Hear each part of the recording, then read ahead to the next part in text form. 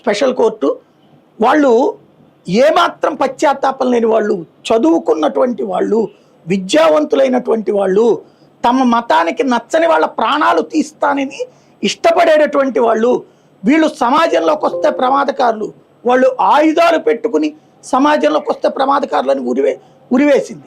ఇక్కడ నోరనే ఆయుధాన్ని ఉగ్రవాదాన్ని పెంచి పోషించడానికి, అంటే ఉగ్రవాదం తప్పు కాదు అంటాం తప్పు అంటున్నా నేను, నక్సలిజం తప్పు కాదంటాం తప్పు అంటున్నా నేను. అది భావ ప్రకటన స్వేచ్ఛ కాదు. దొంగతనాన్ని, లంతనాన్ని, ఉగ్రవాదాన్ని, నక్సలిజాన్ని పెంచి పోషించడం, ప్రోత్సహించడం తప్పు కాదంటూ భగత్ సింగ్ ఉద్యమాలతో పోల్చడం. భగత్ సింగ్ ఎందుకోసం చేశాడండి? ఈ దేశ స్వతంత్రం కోసం. భగత్ సింగ్ ఎవరి మీద పోరాడాడు? బ్రిటిష్ వాళ్ళ మీద. ఈడెవరి మీద పోరాడతాడు ఇక్కడ? కాబట్టి ఇక్కడ పాయింట్ ఏంటంటే, ఎస్, వ్యవస్థీకృత లోపాలు ప్రతి వ్యవస్థలో ఉన్నాయి.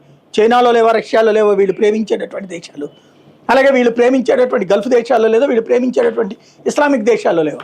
వ్యవస్థీకృత లోపాల పరిష్కారానికి చైతన్యపరచడంలో తప్పే లేదు, చట్టపరమైనటువంటి అంశాలను ప్రస్తావించడంలో తప్పు లేదు.